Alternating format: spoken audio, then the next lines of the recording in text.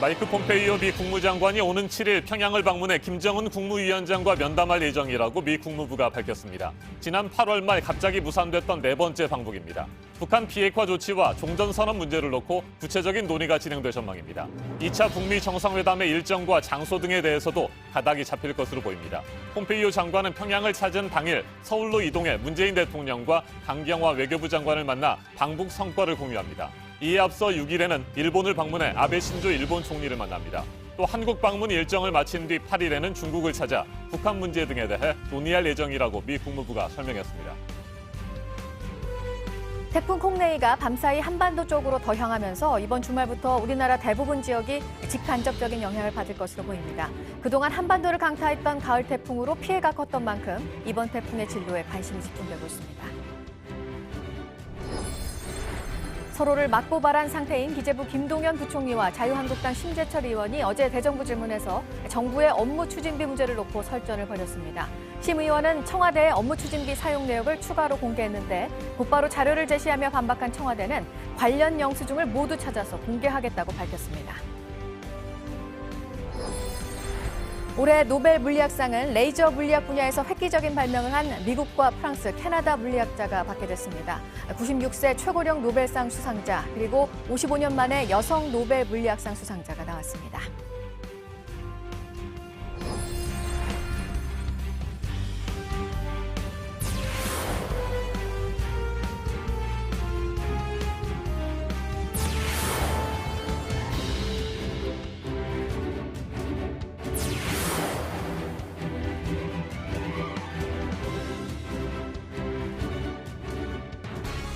마이크 폼페이오 미 국무장관이 오는 7일 평양을 찾아 김정은 국무위원장과 면담할 것이라고 미 국무부가 우리 시간으로 오늘 새벽에 공식 발표했습니다. 지난 8월 말 갑자기 취소됐던 네 번째 방북이 다시 이루어지는 겁니다. 트럼프 대통령과 김정은 위원장의 2차 북미 정상회담 일정 등을 조율하고 실질적인 비핵화 조치와 종전선언 여부를 집중 논의할 것으로 보여 주목됩니다. 네, 먼저 6일 이번 주 토요일입니다. 일본에 갔다가 7일 평양과 서울을 거쳐서 8일 중국에 가는 일정입니다. 미 국무부의 공식 발표 내용 워싱턴의 정유식 특파원 연결해서 알아보도록 하겠습니다. 네, 정유식 특파원. 폼페이오 국무장관이 이르면 이번 주에 방북할 것이라는 전망이 나왔었는데 날짜가 7일로 잡혔군요. 네, 그렇습니다. 2시간 전쯤 헤더 나우트 국무부 대변인이 정례 브리핑을 통해 7일 평양에서 김 위원장을 만난다고 방북 일정을 공개했습니다. 직접 들어보시겠습니다. The Secretary will be traveling later this week from October 6th to the 8th. In Pyongyang on October the 7th, the Secretary will meet with Chairman Kim. 폼페이오 장관의 이번 4차 방북은 지난 7월 초 1박 2일 방북과 달리 당일치기 방북입니다. 6일 먼저 일본 도쿄를 방문해 아베 신조 총리와 고노다로 외상을 만난 뒤 7일 오전 평양으로 들어가는 일정입니다. 당일 방북을 마친 뒤엔 7일 오후 늦게 서울에 와서 1박 2일 동안 머물며 문재인 대통령과 강경화 외교장관과 만나 방북 결과를 공유하기로 했습니다. 이어 8일 베이징으로 떠나 왕이 외교부장 등과 만나는 것으로 한중일 순방 일정을 마무리할 예정입니다. 네, 미 국무부가 오늘 공식적으로 발표하기 직전까지 혹시 방북 일정이 늦어지는 것 아니냐 이런 우려도 사실 있었습니다. 이용호 북한 외무상이 유엔 총회에서 일방적인 무장해제는 있을 수 없다. 이처럼 다소 강한 톤의 말을 했었고요. 또 어제 조선중앙통신이 종전은 비핵화 조치와 바꿔먹는 흥정 대상이 아니다. 이렇게 논평하면서 기싸움이 치열했기 때문인데 그래도 물밑 대화는 잘 되고 있었을까요? 네, 이번 폼페이오 장관의 4차 방북의 가장 큰 목적은 연내 사찰 검증 등 비핵화 조치와 더불어 트럼프 대통령과 김정은 위원장과의 2차 정상회담 일정을 조율하는 건데요. 폼페이오 장관이 김 위원장과 면담 일정까지 잡았을 만큼 방북에 앞서 물밑 조율이 어느 정도 됐다고 볼 수 있습니다. 나우트 대변인은 브리핑에서 북한과 대화가 올바른 방향으로 나아가고 있다고도 했는데 직접 들어보시겠습니다. These conversations are going in the right direction, and we feel confident enough to hop on a plane. 나우트 대변인은 트럼프 대통령이 김 위원장과 사랑에 빠졌다고 한 데 대해선 정상 간의 친밀한 관계는 분명히 좋은 일이라며 우리가 최종 목표를 달성하는 데 도움이 될 것이라고도 했습니다. 그러면서 이번 4차 방북에서 비공개 외교 내용을 공개할 수는 없지만 완전한 비핵화 목표를 향한 후속 조치들을 기대하고 있다고도 말했습니다. 폼페이오 장관과 김 위원장과 담판에서 연내 영변 핵시설을 포함한 핵 사찰에 착수하는 등 구체적인 비핵화 조치를 수용한다는 확답을 받을 수 있기를 기대한다는 뜻으로 해석할 수 있습니다. 자, 이제 폼페이오 장관의 이번 4차 방북에서 특히 주목되는 것은 영변 핵사찰 여부, 그리고 미국의 상응 조치 아니겠습니까? 북한은 연내 종전선언 이외에도 제재 완화를 요구하고 있는데 이건 어떻게 될 것 같습니까? 폼페이오 장관이 평양을 간다는 건 트럼프 대통령이 유엔 총회 기간 중 지시한 2차 북미 정상회담에 일정 조율을 할 수 있다는 확신이 섰기 때문이라고 할 수 있습니다. 2차 정상회담과 종전선언이 반드시 결부되지는 않지만 북미 회담 일정이 잡히면 그 자리에서 종전선언도 성사될 가능성이 크다고 할 수 있습니다. 나우트 대변인도 이날 제재는 비핵화가 될 때까지 완전한 효력을 유지할 것이라고 하면서도 폼페이오 장관이 논의한 의제들에는 북한의 안전보장이 포함되어 있다고 확인했습니다. 국무부 관계자도 폼페이오 장관은 방북에서 트럼프 대통령과 김 위원장이 싱가포르에서 약속한 북한의 완전한 비핵화와 지속적이고 안정적인 평화체제 구축을 이행하는 문제를 논의할 것이라고 했습니다. 연내의 사찰 검증으로 비핵화 과정을 시작하는 동시에 평화체제 구축을 위한 첫 단계인 종전선언이 이번 방북 담판의 가장 중요한 의제라고 확인한 겁니다. 지금까지 워싱턴에서 정효식입니다.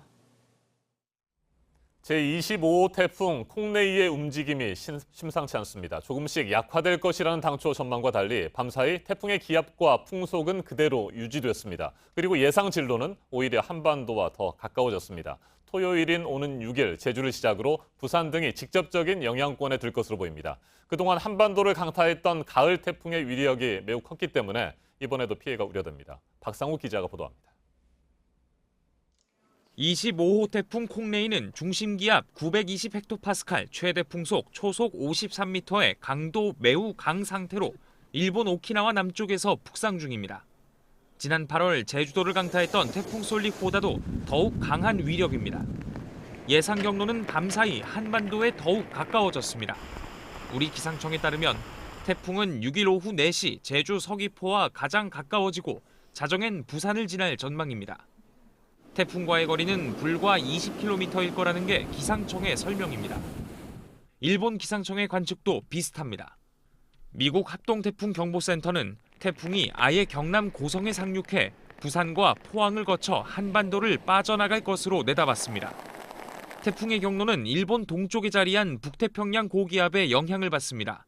태풍 경로가 한반도에 더욱 가까워질 수 있다는 우려가 나오는 이유입니다.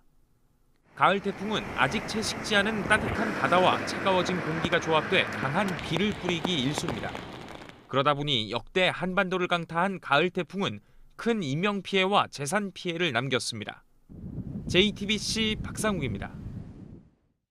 청와대 재정정보 공개 논란의 당사자인 자유한국당 심재철 의원이 어제 국회에서 김동연 경제부총리 겸 기획재정부 장관과 정면 충돌했습니다. 앞서 기재부는 자료를 불법 유출했다면서 심재철 의원을 검찰에 고발했고 심 의원 역시 무고 혐의로 김 부총리를 맞고발했습니다. 심 의원은 청와대 업무 추진비 내역을 추가로 폭로했는데 김 부총리와 청와대는 자료를 제시하면서 허위 주장이라고 반박했습니다. 박유미 기자가 보도합니다. 대정부 질문에 나선 심재철 의원은 재정분석 시스템 접속 장면을 촬영한 1분 30초가량의 영상을 상영했습니다. 해킹과 같은 불법적인 방법을 쓰지 않은 점을 강조하기 위해서입니다. 다시 해야 되구나 하고 백스페이스를 눌렀더니 바로 저렇게 D브레인이라는 폴더가 나타났습니다. 그리고 그 안에 들어가 보니까 새로운 파일이 떴고 곧바로 김동연 경제부총리는 불법적으로 얻은 정보라고 반박했습니다. 두 사람 간의 설전은 여러 차례 이어졌습니다.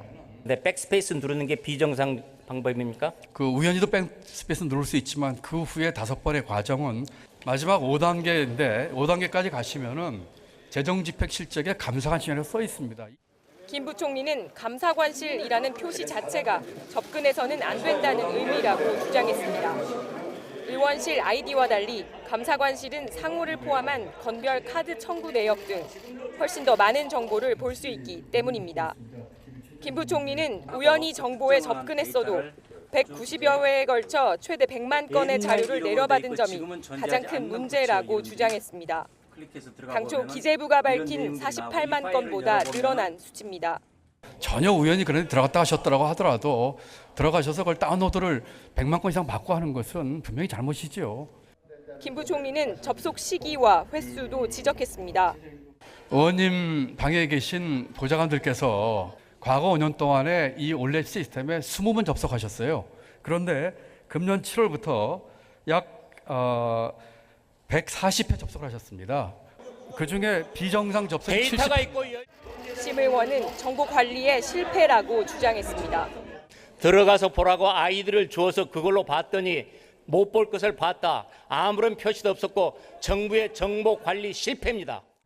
김 부총리는 심 의원이 업무 추진비 등을 연달아 공개하고 있는 것에 대해서도 강하게 비판했습니다. 언론이 보도들을 잘못하고 있나요? 잘못하고 있는 부분도 있다고 생각을 합니다. 왜냐하면 의원님이 그 비밀 제공하셨기 때문이죠. JTBC 박유미입니다.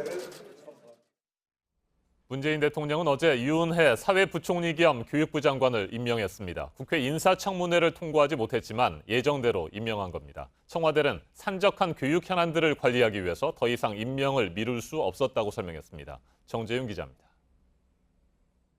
문재인 대통령이 유은혜 사회부총리 겸 교육부 장관에게 임명장을 줬습니다. 업무에서 아주 유능하다는 걸 보여주셔서 인사청문회 때 제기됐던 여러 가지 그런 염려들이 기우였다라는 것을 그렇게 잘 보여주시기 바랍니다. 문 대통령은 다만 국회에서 인사청문 보고서가 채택돼 임명장을 줄 수 있었으면 더 좋았을 텐데 그러지 못해 유감스럽고 안타깝다고 밝혔습니다. 국회가 인사청문 보고서를 채택하지 않았음에도 임명할 수밖에 없는 상황을 의식한 걸로 풀이됩니다. 현 정부 들어 국회 인사청문 보고서 채택 없이 장관에 임명된 건 강경화 외교부 장관, 홍종학 중소벤처기업부 장관, 송영무 전 국방부 장관에 이어 이번이 4번째입니다. 청와대는 유 장관이 사과할 것은 사과하고 해명할 것은 해명했다고 판단된다며 산적한 교육 현안을 관리하기 위해 더 이상 임명을 미룰 수 없는 상황이라고 설명했습니다. JTBC 정재윤입니다. 야당들은 유은혜 장관 임명에 즉각 반발했습니다. 자유한국당은 반의회주의 폭거라며 규탄대회를 열었습니다. 하지만 국회 일정을 거부까지 하지는 않고 대정부 질문 또 국정감사에서 공세를 강화하겠다고 하고 있습니다. 강희연 기자입니다. 비리 장관 임명강에 대통령은 사죄하라! 유은혜 후보자의 장관 임명 소식이 전해지자 한국당은 대정부 질문에 참석 중이던 소속 의원들을 모아 긴급 의원총회를 열었습니다. 먼저 김성태 원내대표가 마이크를 잡았습니다. 문재인 정권이 또다시 반의회주의적 폭거를 자행했습니다. 야당 탄핵만 몰두하고 있는 문재인 정권 반드시 국민들에게 심판받도록 하겠습니다. 유 장관의 사퇴도 촉구했습니다. 대한민국 교육에 대한 문재인 정권의 포기 선언이 완성되었습니다. 당장 사퇴하십시오. 바른미래당도 도덕성 지적을 받은 유 장관이 임명된 것은 청와대의 오만이라고 비판했습니다. 유 후보의 임명은 국회와 국민에 대한 정면 도전입니다. 유 후보를 향한 청와대의 은혜가 눈물겹습니다. 다만 한국당 등 야당은 유 장관 임명을 이유로 국회 일정을 보이콧하진 않을 것으로 알려졌습니다. 대신 대정부 질문이나 국정감사를 통해 공세 수위를 높이겠다는 입장입니다. JTBC 강연입니다. 대북 제재 위반 혐의로 부산항에서 발이 묶였었던 러시아 화물선에 대해 출항 금지 조치가 풀렸습니다. 러시아 정부가 모스크바 주재 한국 대사를 초치해서 항의를 했다는 소식을 어제 전해드렸었는데 한국 당국이 출항을 허용했다고 주한 러시아 대사관에서 밝혔습니다. 문상혁 기자입니다. 주한 러시아 대사관은 어제 세바스토폴호의 출항 금지가 풀렸다고 밝혔습니다. 세바스토폴호는 지난 8월 미국 독자 제재 목록에 오른 러시아 해운회사 구두존의 선박입니다. 미국 정부는 구두존의 선박이 북한 선박들의 유류를 옮겨줬다며 이 회사와 소속 선박 모두를 제재 대상으로 지정했습니다. 이에 따라 우리 정부도 부산항에 입항했던 세바스토폴호가 대북 제재를 위반한 사실이 있는지 조사하기 위해 지난달 28일부터 출항을 금지하고 억류했습니다. 러시아 외무부는 이에 반발해 이틀 전 우윤근 주로 한국 대사를 불러 세바스토폴호를 석방하라고 요구했고, 우리 외교부는 어제 세바스토폴호가 안보리 결의를 위반한 사실이 확인되지 않았다며 출항을 통보했습니다. 주한 러시아 대사관은 출항을 통보받았지만 수리를 위해 당장 떠나진 않을 것이라고 밝혔습니다. JTBC 문상혁입니다. 반세기 만에 여성 과학자가 노벨 물리학상을 받게 됐습니다. 노벨상 전 분야를 통틀어서 역대 가장 나이가 많은 수상자도 나왔습니다. 올해 노벨 물리학상 수상자 얘긴데요. 레이저 물리학 분야를 개척한 미국과 프랑스, 캐나다 물리학자 3명입니다. 이유정 기자입니다. 올해 노벨 물리학상은 미국 아서 애슈킨 연구원과 프랑스 제라르 무르 교수, 캐나다 도나 스트리클런드 교수에게 돌아갔습니다. 스웨덴 왕립과학원은 이들이 레이저 물리학 분야의 혁명을 이끌었다며 덕분에 인류는 레이저 수술 등 레이저를 다양하게 활용할 수 있게 됐다고 평가했습니다. 애슈킨 연구원은 96세로 역대 노벨상 수상자 가운데 최고령의 영예를 안았습니다. 그는 레이저 빛으로 원자나 살아있는 세포 같은 매우 작은 물체를 붙잡을 수 있는 광학 집게를 개발한 공로를 인정받았습니다. Do you know what optical tweezers are? It was obvious to many people that tweezers was a very powerful technique, and they've been using it for many years. 스승과 제자 관계인 무르 교수와 스트리클런드 교수는 적은 에너지로 고출력 레이저를 만들어내는 기술을 개발했습니다. 이번 수상으로 스트리클런드 교수는 1963년 이후 55년 만에 노벨 물리학상을 받는 여성 과학자가 됐습니다. 지금까지 노벨 물리학상 수상자 210명 중 남성이 207명으로 남성 과학자들이 사실상 독차지해왔습니다. 노벨위원회는 지난 1일 생리의학상을 발표했으며 오늘 화학상, 5일 평화상, 8일 경제학상 수상자를 발표합니다. JTBC 이유정입니다. 이번에는 오늘 아침 체크해봐야 할 뉴스들을 분야별로 살펴보겠습니다. 먼저 정치 분야입니다. 국군 기무사령부 계엄령 문건 작성을 지시한 혐의를 받고 있는 조현천 전 기무사령관에 대해 외교부가 여권 무효화 조치에 나섰습니다. 조 전 사령관은 현재 미국에 머물고 있는데 여권이 무효화되면 비자를 연장할 수 없습니다. 인터폴 등을 통해 강제 송환이 가능해집니다. 김명수 대법원장이 다음 달 퇴임하는 김소영 대법관의 후임으로 김상환 서울중앙지법 민사 제1수석부장판사를 임명해달라고 문재인 대통령에게 제청했습니다. 문 대통령이 받아들이면 인사청문회와 국회 본회의 표결을 거쳐 대법관으로 임명됩니다. 중앙선거관리위원회 박영수 신임 사무총장이 취임했습니다. 박 사무총장은 과천중앙선관위에서 열린 취임식에서 자유롭고 정의로운 공정선거를 실현하기 위해서 최선의 노력을 다하겠다고 밝혔습니다. 신고리 원자력발전소 4호기, 당초 계획대로라면 지난달 상업운전을 시작하는 게 목표였는데요. 내년 8월쯤이 될 것으로 보입니다. 경주와 포항에서 지진이 있었고 안전성 평가를 다시 하면서 허가 심의가 길어졌습니다. 허가가 이르면 이달 날 것으로 보이고 이후 연료를 넣고 시운전하는 데는 8개월가량이 걸립니다. 항공권 판매를 전문으로 하는 여행사 탑항공이 그제 돌연 폐업을 선언하면서 예약을 해둔 소비자들이 피해를 보게 됐습니다. 홈페이지에 경영 악화로 문을 닫게 됐다고 공지가 올라왔고 영업보증보험을 통해 구제받을 수 있다 이렇게 적혀 있는데요. 피해 상황에 대한 접수는 앞으로 2달 동안 이뤄질 예정입니다. 이중근 부영그룹 회장에 대해 검찰이 징역 12년을 구형했습니다. 4,300억 원가량의 횡령과 배임 혐의, 임대주택 비리 혐의 등을 받고 있습니다. 선고는 다음 달 13일에 내려집니다. 계속해서 사회 분야 뉴스입니다. 환경부가 흑산도에 공항을 건설할지를 놓고 진행하던 심의 절차를 서류 보완 등을 이유로 중단했습니다. 환경 보호와 지역 주민 교통 기본권 보장을 놓고 찬반 양측이 맞선 가운데 심의가 중단되면서 흑산공항 건설 논의가 다시 원점으로 돌아가는 분위기입니다.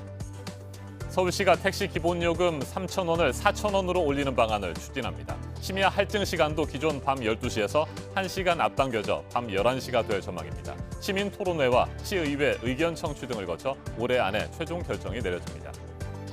오늘 새벽 2시 10분쯤 경인고속도로 부평 나들목 부근에서 벤츠 차량이 앞서가던 택시를 들이받으면서 차량 9대가 잇따라 부딪혔습니다. 이 사고로 50대 여성이 숨지고 4명이 다쳐 병원으로 옮겨졌습니다. 경찰은 정확한 사고 경위를 조사하고 있습니다. 조계종 새 총무원장으로 뽑힌 원행 스님이 최고 의결기구인 원노회의에서 그 지위를 확정받았습니다. 만장일치로 인준을 받았습니다. 선거 과정에서도 불거졌었죠. 조계종 내 분열을 어떻게 극복해 나갈지 주목됩니다. 국내 최대 미술 장터인 한국국제아트페어가 오늘부터 서울 코엑스에서 열립니다. 미술품 3,000여 점을 판매합니다. 지난달 광주 비엔날레에서 가장 관심을 받은 게 북한 미술 작품들이었죠. 오늘 경기도 일산 킨텍스에서는 북한 조선화와 자수 특별전이 열립니다. 세계적 수준을 인정받은 평양 수혜 작품과 북한 유명 화가들의 작품이 전시가 됩니다. 하늘이 열린 날, 오늘 제4350주년 개천절입니다. 오늘 오전 10시에 서울 세종문화회관에서 사람을 이롭게, 세상을 평화롭게라는 주제로 경축식이 열립니다. 다음 주 금요일부터 열리는 전국체전 성화가 오늘 강화도 만이산에서, 또 오는 25일 개막하는 전국장애인체전 성화는 익산 미륵사지에서 각각 체화가 됩니다. 체전 사상 처음 이뤄지는 동시붕송입니다. 오늘부터 닷새 동안 전주에서는 세계 소리축제가 열립니다. 19개 나라 1,100여 명의 공연 예술인들이 모여서 국경과 장르를 초월해 새로운 판을 만든다고 합니다. 지금까지 분야별로 오늘 눈여겨봐야 할 뉴스들 체크해드렸습니다. 이어서 날씨 정보입니다. 개천절인 오늘 맑고 깨끗한 하늘 예상되지만 아침까지 내륙 곳곳에 안개가 짙겠습니다. 외출하시는 분들 운전 조심하셔야겠고요. 일교차가 커서 옷차림에도 신경 쓰셔야겠습니다. 태풍 콩레이는 제주를 향해 다가오고 있습니다. 내일 오후부터 제주에는 비가 내리겠고 차차 영남 해안으로도 확대되겠습니다. 모레 금요일에는 전국에 비 소식이 있고요. 이후 주말 동안 우리나라에 직간접적인 영향을 미치면서 강한 비바람을 몰고 올 것으로 보입니다. 피해 없도록 철저히 대비하시고 태풍 경로 확인을 위해 기상정보 자주 들여다보시기 바랍니다. 아침 안개가 짙은 지금 이 시각 가시거리가 100m 안팎까지 짧아진 곳도 있습니다. 안개가 걷히고 나면 화창한 하늘 펼쳐지겠고요. 오늘 북한도 대부분 맑을 것으로 보입니다. 낮 기온 어제보다 조금 더 오르면서 서울과 광주, 대구 모두 24도 예상되고 북한도 최고 22도에서 24도로 어제보다 포근하겠습니다. 내일 동풍의 영향으로 강원 영동에도 비 소식이 있습니다. 태풍 콩레이는 주말 동안 전국에 영향을 주다가 일요일에 모두 빠져나가겠지만 경로가 유동적이기 때문에 자주 정보 확인하시기 바랍니다. 기상정보였습니다.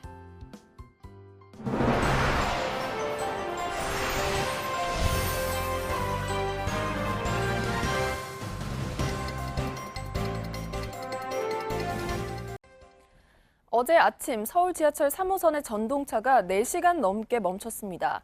선로에 있던 정비 차량의 고장이 원인이었습니다. 하혜빈 기자입니다. 이른 아침 지하철역 앞 버스 정류장이 북적입니다. 정류장에 도착한 버스는 이미 사람들로 가득 찼습니다. 버스 앞문은 열 수조차 없고 간신히 열린 뒷문으로 올라타려 해도 발 디딜 틈도 없습니다. 이거 너무하는 거 아니야? 버스가 안전이 어제 새벽 4시 반쯤 지하철 3호선 백석역과 대곡역 사이에서 선로를 정비하던 차량이 멈췄습니다. 이 때문에 대화역에서 삼송역 구간은 지하철 운행이 지연됐고 삼송역에서 구파발역까지는 열차 운행이 아예 중단됐습니다. 그 선로나 이런 걸 점검하기 위한 저희 작업 차량들이 있어요. 그 작업 차량의 고장으로 보시면 됩니다. 서울 쪽으로 들어오는 그 선로가 하나 막힌 거죠. 코레일 측은 멈춰선 정비 차량을 옮기고 오전 8시 45분부터 열차 운행을 재개했지만 시민 피해가 속출했습니다. 서울 방향으로 타이어 있는데 막혀가지고 버스 사람이 많아서 못 타서 그냥 집 가려고요. 오전 수업을 못 가서. 계속돼서 몰려 들어오고 있었어요. 난리도 아니었어요, 정말. 지금 지각했어요. 코레일 측은 정비 차량을 차고지로 옮겨 정확한 고장 원인을 조사하고 있습니다. JTBC 하혜빈입니다. 어제 오전 수도권에 이어 오후에는 대구에서도 도시철도 3호선 열차가 멈춰섰습니다. 오늘 새벽 복구돼 정상 운행에 들어갔지만 시민들의 불안감은 가라앉지 않고 있습니다. 윤두열 기자입니다. 전동차가 역 안에서 멈춰 섰습니다. 지상 11m에서 달리는 대구 도시철도 3호선입니다.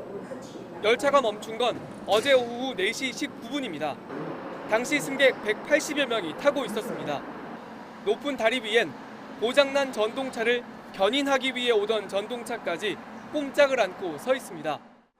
퇴근 시간 3호선을 타기 위해 역으로 온 시민들은 발길을 돌립니다. 열차가 고장이 나가지고 운행을 안 했습니다. 대구도시철도공사는 강풍이 불자 선로 부품이 떨어져 나가 열차가 멈췄다고 밝혔습니다. 하지만 어제 대구에서는 강풍주의보가 내려지지도 않았고 순간풍속이 급속히 올라간 적도 없었습니다. 내렸다 물었다 정도도 판단하지 않는 정도라고 보시면 될 것 같아요. 대구도시철도 3호선은 올해만 벌써 3번이나 멈췄습니다. 3월엔 눈이 내려 선로가 얼어서 7월엔 전원 공급 장치에 문제가 생겨 운행을 중단했습니다. 자꾸 이렇게 고장나고 하면 앞으로 좀 이용을 자제할 것 같아요.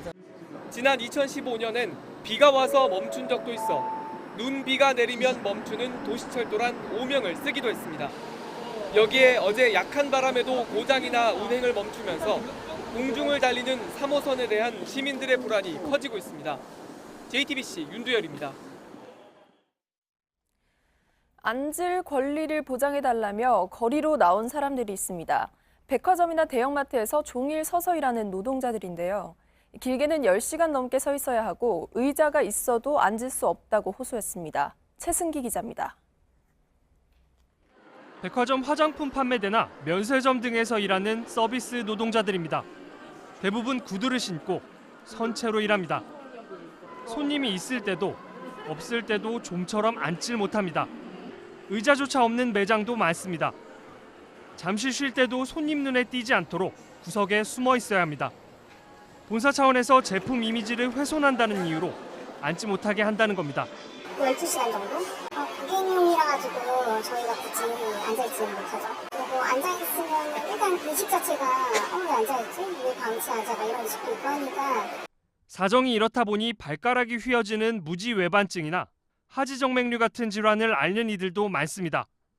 사실 매장에서 노동자가 앉을 수 있도록 보장한 정부 규칙은 이미 10년 전에 나왔습니다. 하지만 권고에 불과한 데다 처벌 규정도 없어 제대로 지켜지지 않습니다. 결국 노동자들이 앉을 권리를 보장해달라며 거리에서 집회까지 열었습니다. 왜 앉으면 안 되냐 그랬더니 그거는 법에만 있는 거지 실제적으로는 그러는 게 아니다. 법에서는 그냥 의자를 갖다 놓으라고 한 거지 그거는 강제적으로 앉으라 하는 것도 아니고. 노동자들은 앉을 권리와 적절한 휴식을 보장받기 위해 계속 목소리를 내겠다고 했습니다. JTBC 최승기입니다. 자유한국당 심재철 의원과 김동연 경제부총리 겸 기획재정부 장관은 어제 국회에서 뜨거운 설전을 벌였습니다. 심재철 의원은 청와대 업무추진비 사용 내역을 추가로 공개했습니다. 세월호 미수습자의 발인식이나 영흥도 낚싯배 전복 사고 등 민감한 시기에 업무추진비가 술집에서 부적절하게 쓰였다고 주장했습니다. 청와대는 두 사람의 설전이 끝난 뒤 심재철 의원의 주장에 대한 반박 자료를 제시하면서 방어에 나섰습니다. 이윤석, 이서준 기자가 잇따라 보도합니다. 자유한국당 심재철 의원은 지난해 11월 20일 늦은 시간에 청와대 업무추진비가 술집에서 사용된 기록이 발견됐다고 주장했습니다. 해당 일은 세월호 미수습자 5명의 발인식이 있었습니다. 작년 11월 20일 밤 11시 25분 세월호 미수습자 마지막 참배일 때 청와대는 바에서 42,000원을 지급을 하고 다수의 인명피해가 발생한 지난해 12월 영흥도 낚시여선 전복 사고와 지난 1월 밀양 세종병원 화재 참사 당일 심야 시간에도 업무 추진비가 술집에서 쓰였다고 주장했습니다.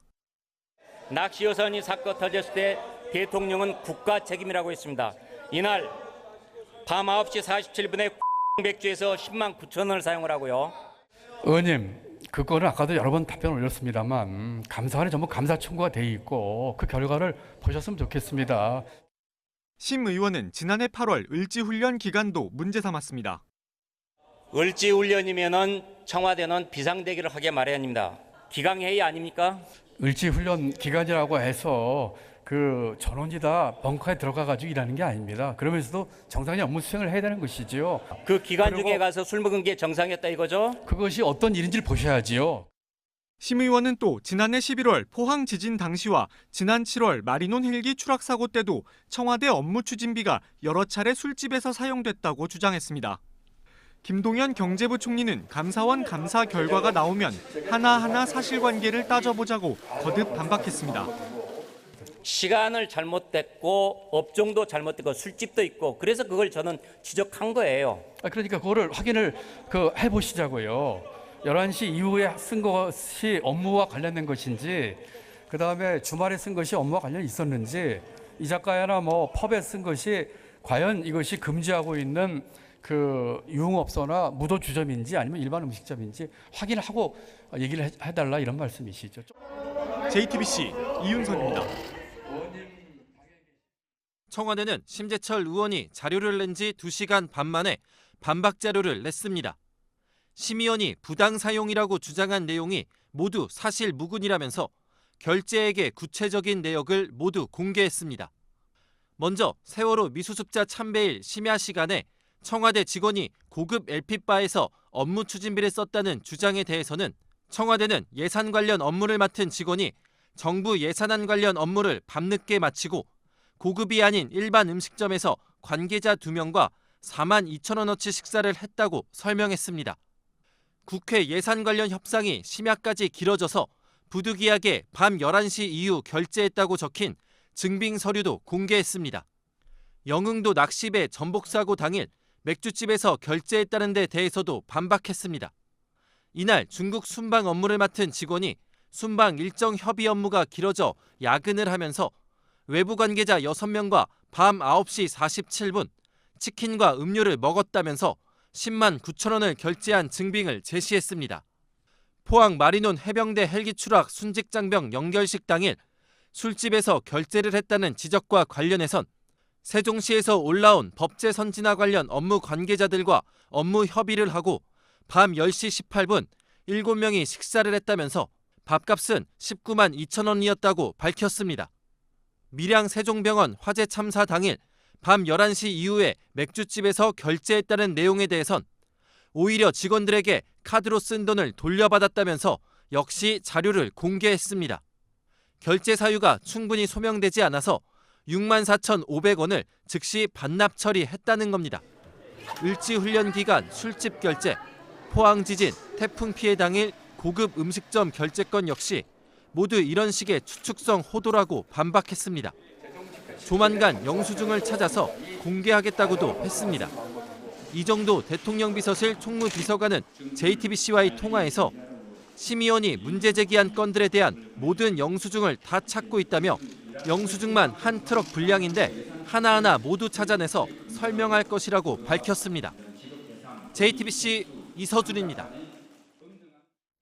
김동연 경제부총리와 심재철 자유한국당 의원이 앞서 전해드린 대로 어제 국회 대정부 질문에서 치열한 공방을 벌였습니다. 심 의원이 청와대 업무 추진비 자료를 공개한 것이 위법인지 아닌지를 놓고 설전이 오갔습니다. 이런 가운데 문재인 대통령은 유은혜 사회부총리 겸 교육부 장관을 임명했습니다. 야당은 강하게 반발하고 있습니다. 최창렬 용인대 교수와 좀 더 자세하게 짚어보겠습니다. 안녕하십니까? 네, 안녕하세요. 네, 교수님. 김동연 경제부총리와 심재철 의원 어제 대정부 질문에서 정면 충돌했습니다.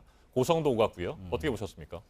이번에 그 비인가 행정정보 유출 논란의 핵심은 일단 그 비공개 정보 시스템에 접속한 것이 불법적인 것이냐가 하나가 있고 네. 또 하나는 만약 불법이었다면은 그 불법을 안 알았느냐 여부, 인지 여부예요. 그러니까 네. 보좌진들이 그것을 알았느냐, 심의위원이 알았느냐 이 문제인데 또 하나 문제가 어제 이제 그 얘기가 많이 나왔어요. 어제 그 대정부 질문 답변 과정에서 과연 그 업무 추진비 카드 사용 내역들이 업무 관련성이 있느냐 여부입니다. 어제 네. 그 부분이 굉장히 쟁점이 됐는데 심재철 의원이 여러 가지를 얘기했잖아요. 특히 국가 주요 재난 이래 영흥도 낚시 어선 사고 날이라든지 세월호 미수습자 마지막 연결식 날 이런 날 그 술집에서 카드 사용한 게 맞느냐 이게 과연 적법하게 사용됐느냐라고 얘기하니까 김동연 부총리는 그것이 업무 사용 그 업무 지침에 위배되지 않는다. 네. 적법하자. 그리고 그러한 것들은 감사를 이미 청구해 놓은 상태이기 때문에 그 결과를 보면 안다라고 얘기하고 있었거든요. 그러니까 중요한 게 불법 여부하고 불법의 인지 여부, 그다음에 업무 관련성 여부들이에요. 근데 아무튼 이 공방이 굉장히 생각보다 오래 가는 것 같아요. 처음에는 비교적 검찰에 고발하고 서로 맞고발했잖아요. 네. 심재철 의원과 기재부가 검찰 수사를 보고 그리고 이제 감사원 조사를 알면은 이제 될 것 같았는데 이게 이제 여야 간에 특히 당정청 대 자유한국당의 이 전면전으로 비화되는 상황입니다 지금. 그러니까 이게 너무 정치 쟁점화되는 것 같아요. 그래서 어제 전반적으로 그걸 보면서 두 사람의 의견이 뭐 정면 충돌하니까 심재철 의원과 경제부총리의 의견이 일단 감사원 조사를 봐야 될 것 같고요. 그리고 이제 불법 여부는 역시 검찰 조사를 알아봐야 되겠죠. 그러나 어쨌든 지나치게 이것이 국회 국정감사 앞두고 제1야당인 한국당이 지나치게 정치 쟁점화시키는 의도는 분명히 보이는 것 같긴 합니다. 근데 또 정부 여당에서도 사실 여러 가지 인정할 점이 좀 있어요. 정부 관리가 대단히 허술했던 것, 그렇게 중요한 것이라면 왜 그렇게 쉽게 들어갈 수 있게 만들었냐, 이런 좀 비판은 자유롭게 올 것 같아요. 실제로 심재철 의원은 어제 정부가 정보 관리에 실패한 책임을 뒤집어 씌우기 위해서 고발을 하고 압수수색을 했다, 이렇게 주장하지 않았습니까? 그건 좀 과도한 논리인 것 같아요. 정부가 그 예산 정보 시스템이 허술했다라는 건 인정해야 될 것 같은데, 그것과 그것을 무마하기 위해서 고발했다라는 건 좀 논리의 정합성이 좀 떨어지는 거죠. 정부 입장에서 볼 때는 그 여러 가지 중요한 예산 자료도 있고 지금 100만 건이라는 거 아니에요. 당초 알려진 것보다 많습니다. 처음에 47만 건이라고 알려졌었는데 100만 건이면 거기에 지금 보도된 거는 아주 극히 빙산의 일각일 거 아니겠어요? 그러니까 예민한 부분도 분명히 있을 것이고, 그런 것들에 대해서 그것이 이제 무단으로 유출됐다라고 판단한다면 정부로서는 당연히 고발할 수밖에 없었을 거예요. 이것이 여당과 야당 간의 정치적인 어떤 합의로, 정치적인 타협으로 되기는 어려웠을 것 같아요. 이 사건 초기에. 그렇기 때문에 이제 고발했다고 보는 것이고, 심의원도 또 이것이 무고다라고 해서 또 맞고발한 거 아니겠어요? 그래서 이거는 허술했던 정보 관리를 무마하기 위해서 정부가 고발했다라는 논리는 저는 그건 과도한 논리다라고 생각합니다. 네. 한두 차례 정도는 뭐 잘못해서 들어갈 수도 있겠습니다만 190여 차례 접속해서 자료를 다운받은 것은 고의성이 짙다, 문제가 있다라고 하는 것이 청와대와 여당 측의 입장입니다. 현재 청와대나 더불어민주당이 해명하고 있는 부분에 대해서 어떻게 생각하세요? 지금 여러 가지 이제 아주 구체적인 사안에 대해서 조목조목 반박하고 있잖아요. 그래서 거기 이제 그 심재철 의원이 공개한 것 보면은 뭐 이제 이 작가의 얘기도 나오고 펌 얘기도 나오고 여러 가지 얘기가 나와요. 술집 이름들이 나오거든요. 그러니까 이제 시민들이, 국민들이 보기에는 이 카드 사용을 술집에서 술 먹는 데 사용했구나라고 인식하기가 굉장히 좋은 상황이에요, 지금. 그런 개연성이 높아 보이죠. 그렇기 때문에 아마 정부나 청와대가 더 민감하게 반응하는 것 같은데, 청와대 해명이나 기재부의 해명이 좀 일리가 있다고 봐요. 그런 어떤 국가 주요 재난 일에 그 왜 사용했느냐의 그 질문에 대해서 그건 늦게까지 야근하다가 밥을 먹은 거다, 이런 해명들이었잖아요. 근데 그 상호 이름이라는 게 반드시 이제 지금 심재철 의원실이 주장하는 것처럼 이른바 유흥주점이라든지 무도주점 이런 게 아니라는 거거든요. 그렇다면 그것이 사실이라면 그건 해명이 되는 거겠죠. 단순하게 술집이나 상호 이름만 보고 이거는 업무와 무관하게 사적으로 유용했다고 판단한다는 것은 아직 너무 때일이다. 따라서 심재철 의원실에서 이 공개가 너무 좀 무분별한 측면이 좀 있어 보이긴 해요. 조목조목 좀 따져보고 이게 어떠한 내용으로 어떠한 일로 이 카드 사용했냐를 알아본 다음에 이건 정말 이거는 사적이다, 사적 유용이다라고 판단했으면 공개도 됐는데, 그렇지 않은 걸 너무 이렇게 좀 무분별하게 폭로한 경향이 있고, 특히 접속을 굉장히 많이 했다라는 거 아니에요. 이번에 과거에 많이 사용해 왔는데, 그렇기 때문에 이거는 적법하지 않고 불법인 걸 알면서 인지하고 접근했을 개연성이 높다라고 지금 정부가 주장하고 있는 거거든요. 이런 것들 한번 검찰 조사를 통해서 밝혀져야 되겠죠. 문제가 제기된 사안에 대해서 청와대가 영수증을 모두 공개한다고 했으니까 지켜보면 결론이 날 것 같고요. 자, 이훈혜 사회부총리 겸 교육부 장관이 임명됐습니다. 야당이 강하게 반발하고 있는데 이건 어떻게 보십니까? 뭐 어차피 예상됐던 바예요. 어제 국회에서 청문 보고서가 채택이 안 됐고 문재인 대통령이 다시 10월 1일까지 재송부해 주시오라고 이제 요청을 했는데 재송부되지 않았지 않습니까? 재송부한다라는 얘기는 그 재송부가 이루어지지 않으면 대통령의 고유 권한인 인사권을 행사하겠다, 이런 이제 의미로 해석되었던 것이기 때문에 예상됐던 바인데, 청문 보고서가 채택이 안 된 상태에서 임명이 강행됐으니까 야당으로서는 당연히 반발할 수밖에 없죠. 그런데 이번 그 청문 보고서 채택이 안 되고 임명된 게 꼭 이번만은 아니었어요. 지난해에도 이제 여러 명의 장관들이 이제 그런 경우가 있었죠. 이번이 6명째인데 아마 지금 이제 심재철 의원 건 지금 방금 말씀 나눴습니다만 이 건과 유은혜 장관 임명권, 이 두 건 때문에 적어도 국회 초기에, 이미 국회가 9월 달에 개원하고 이제 10월 달인데 아직 제대로 작동이 잘 안 되고 있는 상황이거든요. 국회가 파행될 가능성이 굉장히 높은 것 같아요. 그렇다고 야당이, 한국당이 이 부분을 국정감사의 보이콧이라든지 국회 일정 보이콧까지 가기에는 명분이 약한 것 같아요. 그런 얘기들은 나오고 있는데 저는 그렇게까지 하지는 않을 거라고 봅니다. 일단 워낙 많은 입법 문제도 있고 또 국정감사 예산 이런 것들도 있잖아요. 특히 이제 판문점 선언 문제가 굉장히 걸림돌이 될 것 같아요. 판문점 선언 비준 동의안을 이미 이제 국회에 제출한 상태인데 제1야당에서는 이것을 이제 동의할 수 없다라고 이미 이제 입장을 천명해 놓고 있는 상태이기 때문에 지금 말씀하신 그 유은혜 장관 임명권과 심재철 의원 정보 유출 논란 이 건들이 아마 같이 맞물려 가지고 국회가 당분간 대단히 이제 그 여야의 대치가 고조될 것 같긴 합니다. 네, 한 가지만 더 여쭙겠습니다. 당장 내일 국회에서는 교육, 사회, 문화 분야 대정부 질문이 진행이 됩니다. 유은혜 장관이 출석을 해야 되는 상황인데 대정부 질문이 정상적으로 이루어질 것으로 보십니까? 대정부 질문이 사실은 뭐 그 야당이 반대해서 임명이 됐다 하더라도 대정부 질문은 이루어져야 되겠죠. 국회 일정이니까. 그러나 지금 봐서는 유은혜 장관 임명이 어제 됐잖아요. 네. 그리고 이제 내일이 이제 그 대정부 질문 날인데 사회 교육 분야 아마 파행될 개연성도 배제할 수 없을 것 같긴 해요.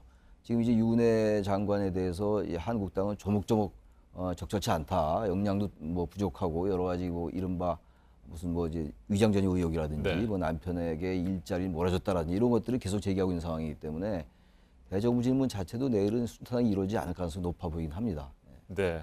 자유한국당은 유 장관의 즉각 사퇴 그리고 문재인 대통령의 대국민 사과까지 요구하고 있는데 내일 대정부 질문에 나설지 그것도 지켜봐야 할 것 같습니다. 최찬열 교수님 말씀 잘 들었습니다. 네. 6.13 지방선거에서 패배한 직후 자유한국당 지도부는 수구 냉전적 사고에서 벗어나겠다고 여러 차례 말했습니다. 하지만 요즘 자유한국당 관계자들의 발언을 보면 크게 달라진 것이 없다는 평가가 나옵니다. 유미애 기자입니다. 평양 남북정상회담 이후 자유한국당에서 이념과 관련된 발언이 계속되고 있습니다.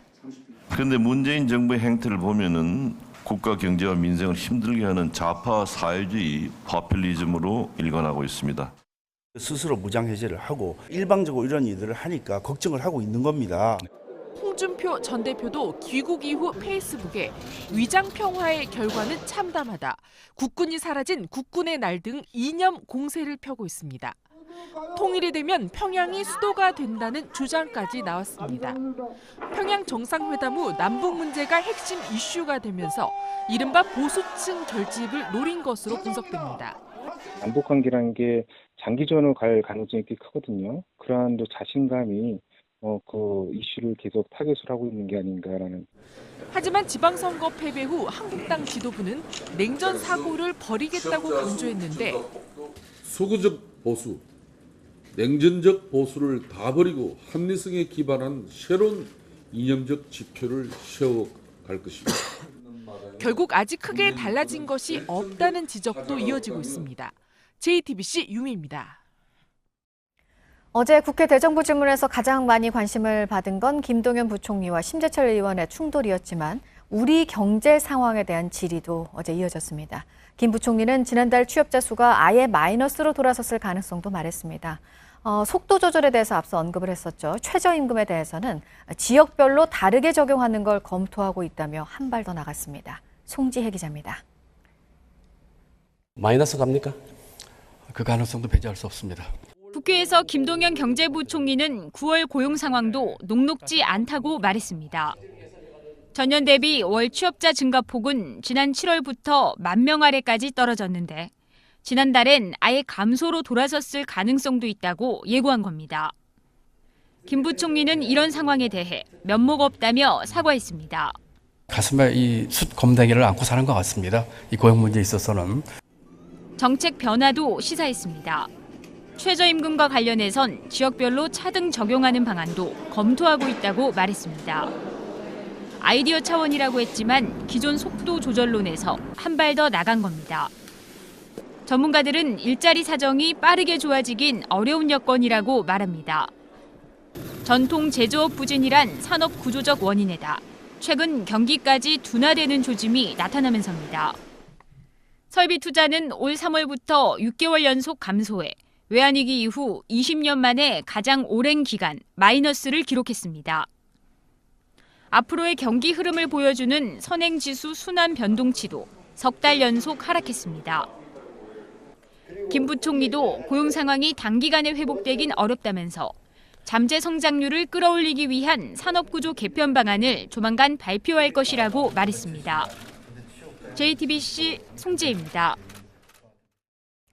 350억 원대 횡령과 뇌물 혐의를 받고 있는 이명박 전 대통령에 대한 1심 선고가 이제 모레 금요일에 내려지는데요. TV와 인터넷으로 생중계를 하는 것으로 결정이 됐습니다. 이 전 대통령이 법정에 직접 나올지 변호인은 상의를 하겠다고 했습니다. 김선미 기자입니다.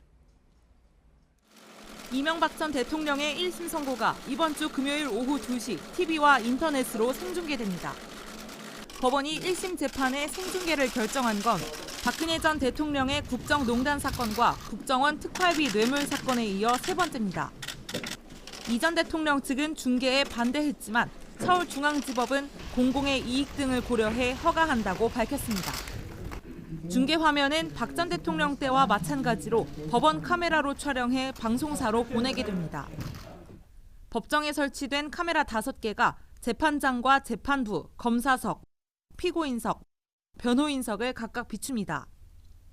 다만 피고인석 카메라는 선고문을 읽는 중엔 촬영을 하지 않기로 했습니다. 이날 선고에선 다스를 통한 비자금 조성 등 16개 혐의에 대해 유무죄를 판단합니다. 이 전 대통령 변호인은 생중계가 진행되면 중간 휴식이 쉽지 않을 것 같다며 출석 여부를 상의해보겠다고 했습니다. JTBC 김선미입니다. 이명박 정부 시절 민간인 사찰과 관련한 의혹에 대해 총리실에 압박이 있었다는 구체적인 증언이 나와서 지금 검찰 진상조사단이 조사에 속도를 내고 있습니다. 사찰 피해자인 민간인 김종익 씨를 수사하던 책임자의 증언인데 당시 총리실이 구속과 기소를 강요하면서 각서까지 받아냈다는 내용입니다. 먼저 강버들 기자입니다. 국민은행에 인력을 공급하던 KB한마음 김종익 전 대표는 2008년 이명박 대통령을 희화화한 영상을 블로그에 올렸다 국무총리실 공직윤리지원관실 사찰과 경찰 수사를 잇따라 받았습니다. 무리한 수사라는 비판이 이어졌습니다. 그런데 경찰이 내린 결론이 총리실의 직접적인 외압 때문이었다는 증언이 나왔습니다. 당시 동작경찰서 수사팀장 신모 씨는 JTBC와 만나 무혐의로 내사를 종결하려 하자 총리실이 불렀다고 증언했습니다. 김 전 대표를 구속 수사하고 기소 의견으로 검찰에 넘기란 식으로 총리실이 압박했던 겁니다. 그러면서 여기는 1급도 무릎을 꿇는 곳이라거나 경감 따위가 왜 못한다는 거냐, 좌익 경찰이냐고 협박도 했습니다. 급기야 총리실에선 구속 기소하겠다는 각서까지 쓰도록 강요했다고 주장했습니다. 신 씨가 거부하자 귀가를 막고 압박을 이어갔고 사실상 감금 상태에서 각서를 썼다고 합니다. 결국 수사를 재개한 경찰은 김 전 대표에게 명예훼손 혐의를 적용했습니다. 신 씨는 최근 이 같은 사실을 검찰 과거사 진상조사단에도 진술했습니다. 진상조사단은 총리실 압박에 대한 구체적 증언을 처음으로 확보하고 조사에 속도를 내고 있습니다. JTBC 강버들입니다. 네, 당시 이 경찰 수사 책임자는 총리실 공직윤리지원관실 관계자로부터 서류 봉투를 건네받았는데 김종익 씨와 관련해서 불법으로 수집한 자료들이 가득했다고도 증언을 했습니다. 이어서 임지수 기자입니다. 2008년 10월 동작경찰서 수사팀장 신모 씨는 서장실에 불려갔습니다. 서장은 양복 차림의 두 사람을 총리실에서 오신 분들이라고 소개했습니다. 그리고 수사를 했으면 한다 하니 보라며 두툼한 봉투를 건넸습니다. 신 씨는 난색을 표하며 공문으로 수사 의뢰를 하라고 말하고 나왔습니다. 총리실 직원들이 건넨 봉투엔 KB 한마음이라는 작은 민간 기업의 회계 자료나 대표의 법인카드 내역 등 수상한 자료가 가득했기 때문입니다. 이광재 전 의원과 고향이 같은데 촛불 집회에서 사용되는 초나 종이컵이라도 사서 지원을 했던 게 아닌지. 결국 수사가 시작됐지만 총리실은 일일 보고를 요구했고 신 씨가 거절했는데도 매일 전화를 걸어왔다고 합니다. 특히 총리실은 2010년 민간인 불법 사찰 문제가 커지면서 검찰 수사가 시작되자 입조심하라며 신 씨에 대한 입막음도 시도했다고 전해졌습니다. JTBC 임지수입니다. 53만 파운드, 우리 돈으로 7억 원 정도를 투자하면 평양 인근에 방 20개짜리 호텔을 살 수 있다. 영국의 유령 매체는 북한이 외국인 투자자를 끌어들이고 있다는 취지의 길을 보도하면서 이렇게 소개했습니다. 외국인들이 현금 가방을 들고 다니면서 투자처를 물색하고 있다고 전했습니다. 김성탁 특파원입니다. 지난달 평양에서 열린 국제상품 전람회에 다양한 제품이 출품됐습니다. 이 전람회에서 나눠주는 안내서엔 원산 금강산 경제특구에 다양한 시설을 짓기 위해 외국인 투자를 유치한다는 내용이 담겼습니다. 투자 규모는 하수 처리장이 2천만 달러, 224억여 원이었고 외국인 전용 응급병원 85억여 원, 택시 정류장 4억여 원 등입니다. 북한을 찾은 영국 더 타임스 취재진은 평양 북부 경제특구인 은정 첨단기술개발구역에서 7억 원가량을 투자하면 방 20개짜리 호텔의 주인이 될 수 있다고 전했습니다. 북한 측이 외국인 경제특구에 낮은 세금과 저임금 숙련 노동력을 내세우며 투자를 요청 중이란 설명입니다. 네덜란드인이 만든 북한 투자 상담 컨설팅 업체도 생겨났습니다. 북측은 외국 투자자들에게 입출국 때 현금을 가방에 넣어 휴대하고 다니라고 요구한다고 더 타임스는 전했습니다. 평양의 매기 양식장에선 팀별 성과에 따라 매달 임금이 차이가 나는 등 자본주의 요소가 접목되고 있다고도 했습니다. 더 타임스는 북한이 1970년대 이후 겪어보지 못한 속도로 경제 성장을 달성하고 있지만 정치적 자유화 기미는 보이지 않는다고 지적했습니다. 런던에서 JTBC 김성탁입니다. 미국과 중국의 무역 전쟁이 한반도의 대기질을 악화시킬 수 있다. 언뜻 보면 무역 전쟁과 대기 오염이 큰 상관이 없는 것처럼 보이지만 실제로 당장 이번 겨울부터 닥치게 될 현실입니다. 중국이 무역 전쟁으로 인한 수출 위기 국면을 타개하기 위해서 대기 오염 규제를 완화하기로 했다는 보도가 나왔습니다. 이한주 기자입니다. 올 초 중국발 미세먼지가 덮친 우리나라의 모습입니다. 바람의 방향에 따라 베이징 등 수도권 일원과 동남해안 지역은 물론 동북 지역의 미세먼지가 한반도에 영향을 줬습니다. 중국도 자체 대기오염 저감 대책으로 지난해 석탄과 철강 산업 현장에서 규제를 강화했습니다. 한반도와 가까운 북부 지역 28개 도시에서 겨울철 철강 생산을 절반으로 줄이고 베이징 등 4개 도시에서는 석탄 사용을 3분의 1로 줄이는 게 핵심입니다.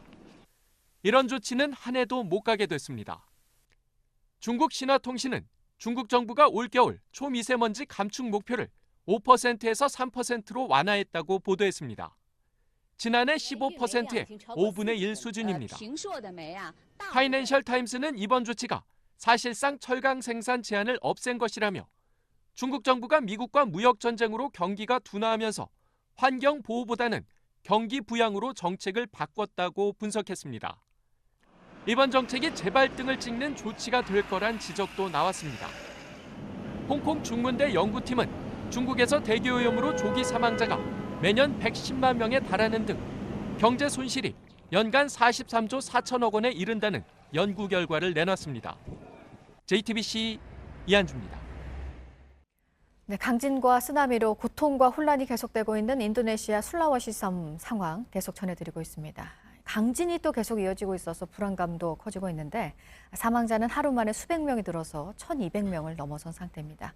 이것도 아직 구조 작업이 제대로 진행되지 않은 상황에서의 희생자 수입니다. 먼저 김혜미 기자입니다. 위성에서 찍은 술라웨시 섬 팔룻입니다. 강진과 쓰나미는 해변 마을을 집어삼켰습니다. 다리와 빌딩이 사라지고 파도처럼 밀려든 진흙에 마을 전체가 자취를 감췄습니다. 잔해더미 속에서 생존자 한 명을 구한 지 하루가 지났지만 추가 생還소식은 들려오지 않고 있습니다. 부상자들은 제대로 치료를 받지 못하고 가족을 잃은 고통에 시달리고 있습니다. Saya manggil dia, tapi dia udah nggak ada. Saya teriak, Ita di mana? Saya teriak kayak begitu, tapi sudah nggak ada yang menyaut lagi. 진앙이 팔루보다 가까웠던 동갈라도 대혼란에 빠졌습니다. 대형 선박이 쓰나미에 쓸려와 육지에 처박혔습니다. 통신시설 장애로 구조대는 정상적으로 접근하지 못하고 있습니다. Donggala perhatikan! Donggala perhatikan Pak Jokowi! Di desa masih banyak Pak Jokowi! Jangan Palu! 팔루 동갈라와 함께 피해를 입은 시기와 마무주 지역의 피해 상황도 파악되지 않고 있습니다. AFP 통신은 국제 적십자사가 시기에서 성경학교에 참가했던 어린이 시신 34구를 발견했다고 전했습니다. 현지 언론은 이들 지역의 피해 상황이 본격적으로 집계되면 사망자 수는 수천 명에 달할 것이라고 보도했습니다. JTBC 김혜미입니다. 아직 연락이 되지 않고 있는 아들을 직접 찾겠다고 인도네시아 현장으로 떠난 어머니, 우여곡절 끝에 현장에 도착을 했습니다. 무너져 내린 아들의 숙소에서 어머니는 말없이 두 손만 모았습니다. 백종훈 기자입니다. 술라웨시 섬 팔루시의 한 호텔입니다. 8층 건물은 무너진 상태입니다. 구조대원이 건물 구석구석을 살핍니다. 이 호텔은 현재 연락이 닿지 않는 이모 씨의 숙소였습니다. 구조 활동을 지켜보는 우리 국민이 보입니다. 이 씨의 어머니가 한국에서 아들을 찾으러 온 것입니다. 두 손을 맞잡고 아들이 돌아오길 기도합니다. 다시 몇 걸음 다가가 두 손을 모읍니다. 사고 나는 그날 6시 45분에 저하고 통화를 했었고 현장에 가면 나올 것만 같은. 이 씨의 지인도 멀리서 현장을 바라봅니다. 복대를 좀 뺀 다음에 수작업을 다 하기로 지금 판단돼가지고 기다리고 있는 상황이거든요. 현지 매체는 이 호텔 잔해에 60명이 갇힌 것으로 보인다고 보도했습니다. 당국은 이 호텔에 매몰된 사람이 많은 것으로 보고 집중 구조작업 지점으로 지정해 놓고 있습니다. 이 씨 어머니 일행은 근처에서 머물면서 계속 지켜보기로 했습니다. JTBC 백종훈입니다.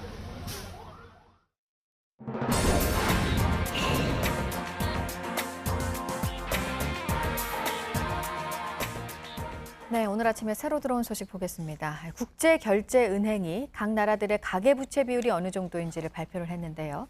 우리나라 상황도 포함이 되어 있습니다. 보도국 연결해서 자세히 알아보겠습니다. 안태훈 기자, 우리나라의 그 가계빚이 늘어나는 속도가 세계 최상위권이네요. 네, 그렇습니다. 일단 데이터부터 살펴보겠습니다. 우리나라 먼저 보면요. 올해 3월 말 기준 국내 총생산 대비 가계부채 비율은 95.2%로 집계됐습니다. 1년 전보다 2.3%포인트 뛰었습니다. 상승폭으로 보면 중국과 홍콩에 이어서 세 번째로 큰 것입니다. 정부는 지난해부터 부동산 대책의 일환으로 주택 담보 인정 비율을 낮추는 등 대출을 옥죄는 정책을 펴왔습니다. 그러나 가계 부채 비율이 상승한 것은 이 같은 규제를 피해서 신용대출과 개인사업자 대출, 또 전세대출 등이 늘었기 때문으로 분석되고 있습니다. 네, 다음은 미국 뉴욕에서의 유엔 총회 일정을 마친 이용호 북한 외무상이 귀국 경유지죠. 베이징에 어제 저녁 도착했다는 내용입니다. 그런데 평양행 고려항공은 오늘 운항 예정이 없습니다. 이에 따라서 이용호 외무상이 귀국 전에 중국 측과 접촉을 해서 유엔 총회 결과를 공유하고 또 대북 제재와 비핵화 문제 등에 대해서 논의할 가능성이 제기되고 있습니다. 이번 유엔 총회에서 중국과 러시아는 북한의 비핵화에 맞춰서 대북 제재를 완화해야 한다고 주장한 바 있습니다. 네, 그리고 두 강대국, 이 미국과 중국 간의 무역 전쟁과 관련해서는 갈등이 커지고 있는 부분들도 있고 이와 동시에 이제 협상 얘기도 계속 나오고 있습니다. 오는 12월에 협상이 재개될 가능성을 미국 백악관에서 언급을 했네요. 네, 그렇습니다. 좀 더 구체적으로 얘기하면 백악관의 국가경제위원회 위원장 레리 커틀로가 한 말입니다. 워싱턴 DC에서 열린 한 컨퍼런스에서 다음 달 30일부터 12월 1일까지 열리는 주요 20개국 정상회의를 계기로 미중 무역 협상을 재개할 수 있다라고 언급한 것입니다. 그러면서 중국은 관세뿐 아니라 합작회사 규정과 지식재산권 침해까지 여러 무역 장벽을 두고 있다라고 비판했습니다. 또 미국과 캐나다, 멕시코는 한 국가처럼 행동하고 불공정한 무역 관행에 맞서게 될 것이라면서 중국을 압박하기도 했습니다. 네, 끝으로 미 국방부 청사에서 치명적인 독성 물질 리신이 함유된 것으로 의심되는 소포가 발견됐다는 내용 전해드리겠습니다. 미 국방부에 따르면 문제의 소포는 지난 1일 국방부 직원 앞으로 붙여졌지만 청사 검색센터에서 발각됐습니다. 미 국방부는 이와 관련해서 수사당국이 조사하고 있다면서 더 이상의 구체적인 언급은 꺼렸습니다. 리신은 극소량으로도 사람을 죽음에 이르게 할 수 있는 치명적인 독성 물질입니다. 지금까지 아침엔 지금 JTBC 안태훈입니다. 수요일 날씨 키워드 알려드립니다. 오늘은 개천절 맑음, 일교차, 그리고 주말 비바람인데요. 개천절인 오늘 하늘이 화창하게 열렸습니다. 공기도 깨끗하고요. 다만 일교차가 10도 안팎으로 크기 때문에 외출하실 때 옷차림에 신경 쓰셔야겠습니다. 차츰 다가오고 있는 태풍 콩레이는 내일 제주를 시작으로 주말 동안 전국에 비바람을 몰고 오겠습니다. 피해 없도록 대비 잘하시기 바랍니다. 요즘 이른 아침에 꽤 쌀쌀하긴 하지만 하늘도 맑고 공기도 깨끗해서 참 좋습니다. 대체로 매년 개천절을 전후해서 이렇게 날이 좋은데요. 역시 개천절이 가을인 이유가 있다며 만족해 하셨고요. 그런데 개천절 전후 날씨만 보고 땅을 선택했나 보다 1년 동안 살아봤어야지 하면서 다른 계절은 좀 힘들다고 표현하신 분들도 있었습니다.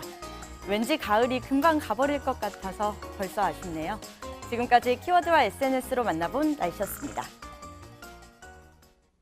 지난달부터 교사 성폭력에 대한 학생들의 고발, 이른바 스쿨 미투가 소셜미디어를 통해 이어지고 있습니다. 학생들이 자발적으로 스쿨 미투 계정을 만든 학교만 전국 60여 곳에 이릅니다. 하지만 학교 측이 문제를 제기한 학생들을 색출하고 형식적인 사과로 이를 덮으려고 한다는 지적이 나옵니다. 김지아 기자가 보도합니다. 인천의 한 중학교 학생들이 운영하는 소셜미디어 계정입니다. 교사들의 성폭력 언행이 익명의 제보로 고발되기 시작한 건 지난달 초부터입니다. 만약에 성폭행을 당하거나 그런 상황이 됐었을 때는 소리를 크게 지르고 누가 좀 손을 못 담으냐 제 손을 날로 손하고 넘기라는 너는 몸파는 애도 아니고 걸레냐. 이렇게 들어온 제보만 40여 건. 해당 교사는 총 19명이었습니다. 하지만 학생들은 학교 측이 진상조사를 하기보다 제보자와 소셜미디어 운영자를 색출하는 데 집중했다고 주장했습니다. 일이 커지고 있으니까 일이 커지기 전에 계정 지워라. 스쿨미투가 사회적으로 논란이 커지자 해당 교사들은 한 달여 만에 교내 방송을 통해 사과했습니다. 이 자리를 빌어서 미안하다는 말을 하겠습니다. 우리 10월 18일이 근데 이렇게 슬프고 무거운 분위기에서 사랑의 준비가 될지 걱정이 됩니다. 학생들은 형식적인 사과라며 반발하고 있습니다. 정말 아무도 없어요. 저희도 다른 학교는 더 학교에서 빨리 사과를 해줄 수 있는 거 아니에요? 스쿨미투는 지난달 7일 충북의 한 중학교 학생들이 소셜미디어 계정을 만들며 확산됐습니다. 이후 지금까지 스쿨미투 계정이 만들어진 학교는 전국 59곳에 달합니다. 이 중 서울의 고등학교 교사 1명과 광주의 고등학교 교사 11명은 고발돼 검찰에 송치됐습니다. 교육부는 지속적인 진상조사와 교사들에 대한 성인지 교육을 강화하겠다는 입장입니다. JTBC 김지아입니다. 현직 육군 장성이 부하 여군을 성추행한 혐의로 조사를 받고 있습니다. 국군의 날인 지난 1일 발생한 사건입니다. 육군 장성의 성추행은 드러난 것만 올해 들어 벌써 3번째입니다. 신진 기자입니다. 육군은 부하 여군을 성추행한 혐의를 받고 있는 소장 A씨를 보직 해임했습니다. A씨는 지난 1일 오후 6시쯤 경기도의 한 식당에서 여군 B씨와 함께 식사를 하던 중 부적절한 신체 접촉을 한 혐의를 받고 있습니다. 육군은 어제 오전 피해자의 신고를 받아 진술을 들은 결과 신빙성이 있다고 판단했다고 밝혔습니다. 이에 따라 A씨를 피의자로 전환해 형사 입건했습니다. 육군은 오늘 피해자를 한 차례 더 조사해 구체적인 진술을 받은 뒤 A씨에 대한 조사에 나설 예정입니다. 육군 장성의 성추행 사건은 올해만 3번째입니다. 앞서 의혹을 받은 장성들은 군사법원에서 재판을 받고 있습니다. 육군 관계자는 2차 피해 예방을 위해 양성평등 상담관 상담을 하고 피해자 국선 변호사 선임 등 법적 조치를 취했다고 설명했습니다. JTBC 신진입니다.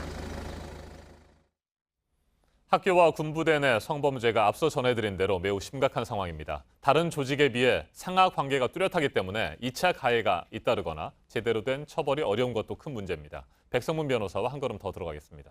어서 오십시오. 네, 안녕하세요. 네, 학교 내 성범죄에 대해서 이제 학생들도 더 이상 가만히 있지 않고 목소리를 내고 있습니다. 미투 계정이 개설된 학교만 전국적으로 59곳에 이른다고 해요. 그러니까 지금 이 충청북도의 한 여중 재학생 또 졸업생들이 처음에 이제 문제 제기를 했었습니다. 학교 내 불법 촬영이나 성추행과 관련된 얘기를 했는데 이제 그 이후에 유사한 그런 사례들이 전국 초중고등학교에서 나오기 시작한 거예요. 그래서 말씀하셨던 것처럼 지금 이제 스쿨 미투 계정이 생긴 학교가 이제 59곳 정도가 된다고 하는데 이건 학생들이 자발적으로 만든 겁니다.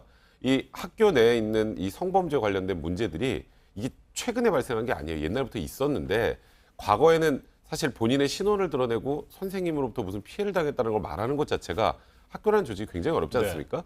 근데 이제 지금 말씀하셨던 것처럼 이제 미투 개정이 생기면서 익명성이 보장이 되잖아요. 그 익명성이 보장이 되는 상황에서 계속 이 관련된 내용들이 지금 추가로 나오고 있는 상황입니다. 네, 학생들이 목소리를 내기 시작한 것은 바람직한 상황으로 보입니다만 학교와 교사들은 전혀 달라지지 않은 것 같습니다. 학교 축제를 준비해야 되기 때문에 이제 뭐 그만해라라는 취지의 교사가 말을 했다고도 하고요. 뭐 지금 인천 중학교 한 교사가 사과 방송을 하면서 네. 말씀하셨던 것처럼 학교 축제가 걱정이 된다고 하는데 학교 축제랑 그거는 전혀 별개의 문제고 아무 관련도 없는 겁니다. 그 의미는 본인은 전혀 잘못하지 않고 본인은 전혀 진지하고 심각하게 생각하지 않는다라는 거거든요. 예전에는 괜찮았는데 너희들은 왜 그러냐? 그렇죠. 뭐 이런 말은 생각들이 깔려 있을 거의 것 같아요. 그런 거예요. 네. 그러니까 학교하고 교사들은 지금 뭐 모든 교사님들이 그런 건 아닙니다만 좀 그렇게 부적절한 행동을 했던 교사들이나 그리고 또 이걸 덮으려고 한 학교는 여전히 이 문제 관련해서는 보수적으로 접근하고 있는 것 같아요. 이게 대외적으로 알려지면 선생님도 굉장히 뭐 처벌을 네. 받거나 혹여 학교에서 징계를 받을 수 있는 거고 또 이게 어느 학교에서 이런 일이 벌어졌다고 대외적으로 알려지면 또 학교의 명예가 또 실추된다고 생각을 하니까 학교는 덮으려고 하고 네. 교사는 그걸 가지고 왜 문제 제기하냐라고 오히려 피해 학생들이 더 불편을 겪는 경우가 많은 것 같습니다. 네, 그와 같은 학교의 특수성 때문에 네. 2차 가해가 잇따르고 있고요. 피해도 큰데 어떤 피해 사례들이 있을까요? 그러니까 일단 제일 먼저 그 주변 친구들입니다. 네. 왜 너만 선생님의 얘기를 그렇게 받아들이는 거냐라고 하면서 친구들이 따돌리는 경우들도 있고요. 그리고 또 교사들 같은 경우에는 너 내가 명예훼손으로 고소할 수 있는데 이번은 내가 참아주는 거야. 그러니까 본인이 잘못을 했는데 오히려 피해당한 학생들에게 문제 제기하는 걸 묵살하려는 시도를 하고요. 그리고 학교에서도 제가 말씀드렸던 것처럼 전체적으로 이걸 파헤치려고 하는 게 아니라 네. 덮는 쪽에 급급하다 보니까 지금 오히려 피해를 당한 학생들이 2차 피해를 입는 그런 경우가 훨씬 더 많아진 것 같습니다. 그러니까 많은 학생들이 뜻을 같이 하고 그런 네. 것들을 증언해 준다고 한다면 밝혀질 수 있겠습니다만 네. 한두 학생에게만 모든 책임을 다 돌리고 가만히 있다 보면 드러나기가 어려울 것 같아요.